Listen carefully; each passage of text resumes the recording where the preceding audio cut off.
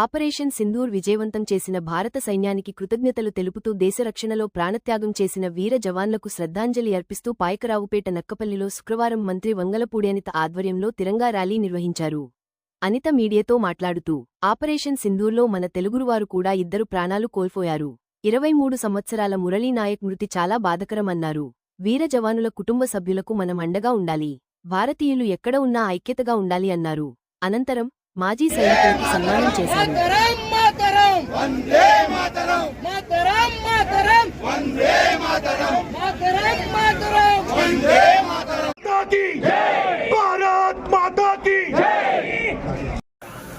ఈరోజు దేశమంతా ఒకటే, మనమంతా ఒకటే.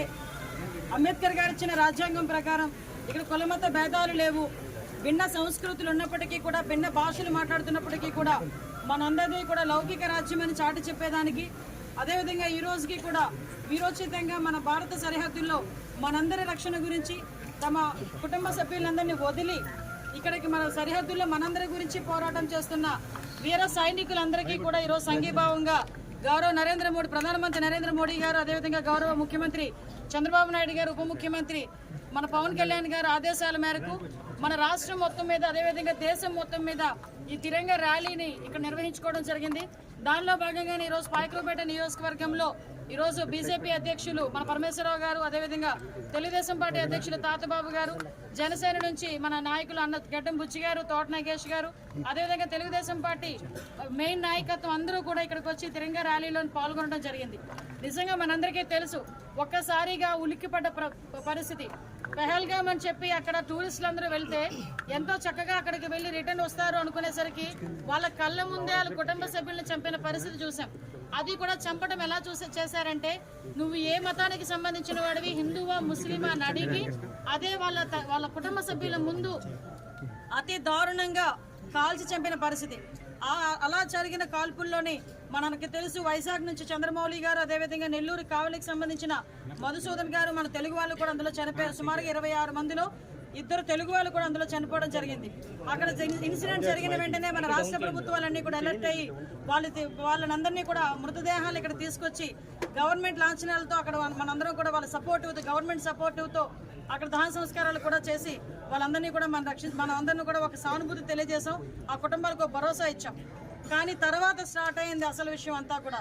ఏ మహిళల ముందైతే వాళ్ళ భర్తల ప్రాణాలు తీశారో, ఏ తల్లి ముందైతే ఆ కొడుకు ప్రాణాలు తీశారో, ఏ పిల్లడు కొడుకు ముందైతే తండ్రి ప్రాణాలు తీశారో, కంపల్సరీగా వాళ్ళ మీద మనం ఆత్మస్థైర్యాన్ని నింపాలి భారతీయుల్లో, లేకపోతే ఇబ్బంది పడతామని చెప్పి నరేంద్ర మోడీ గారు ఆపరేషన్ సింధూర్ అని చెప్పి ఏర్పాటు చేసి, దానికి కూడా నిజంగా స్త్రీ శక్తిని గౌరవంగా భావించే మన భారతదేశంలో, ఆది పరాశక్తిని దైవంగా భావించే మన భారతదేశంలో ఆడవాళ్ళకి ఆ ధైర్యం ఉంటుందని చెప్పి 2 ఆడవాళ్ళని కూడా, మహిళల్ని కూడా దానికి నాయకత్వం వహించమని చెప్పి ఉగ్రవాద స్థావరాల మీద దాడులు చేయించిన పరిస్థితి కూడా ఉంది. ఆ తర్వాత జరిగిన పరిణామాలు కూడా చూశారు. మనం ఎక్కడా కూడా పాకిస్తాన్ ఇన్ని సంవత్సరాలు అయిందమ్మా, మీకు కూడా ఒక విషయం తెలియాలి. మనందరికీ కూడా భారతదేశం స్వతంత్రం వచ్చి 2 సంవత్సరాలు అయింది. మన భారతీయులు ఏ దేశంలోకి వెళ్ళి ఎవరిని కూడా చంపాలని ప్రయత్నం చేయలేదు. ఇప్పటికొచ్చి కయ్యానికి కాలు దువ్వలేదు. మాకు ఇలా చేయకపోతే మిమ్మల్ని చంపేస్తామని ఎవరిని బెదిరించడం లేదు. మనం ఎప్పుడూ కూడా ప్రొటెక్షన్ మాట్లాడుకున్నాం. ఎవరైనా మన జోలికి వస్తేనే తిరిగి మనం వాళ్ళ జోలికి వెళ్తాం. అంతే తప్పించి ఎప్పుడు కూడా మనం కావాలని ముందుకు వచ్చి వెళ్లే పరిస్థితి ఎక్కడ కూడా కనిపించదు. మనం ఎక్కడ కూడా ఉగ్రవాదుల స్థావరాల మీద వేసాం కానీ మామూలు ప్రజల మీద ఏ రోజు కూడా మన ప్రతాపం చూపించలే. పాకిస్తానీలు ఇక్కడ చాలా మంది ఉన్నప్పటికీ కూడా ఏ రోజు పాకిస్తానీ వాళ్ళ మీద మనం జులుం చూపించలే. అదే భారతీయులు కనుక పాకిస్తాన్లో ఉంటే మన భారతీయులు ఎన్ని ఇబ్బందులు పెట్టాలో అన్నీ చూసాం. మన భారతదేశం భిన్న సంస్కృతులు ఉంటుంది, భిన్న మతాలు ఉంటాయి, భిన్న భాషలు మాట్లాడే ఉంటారు.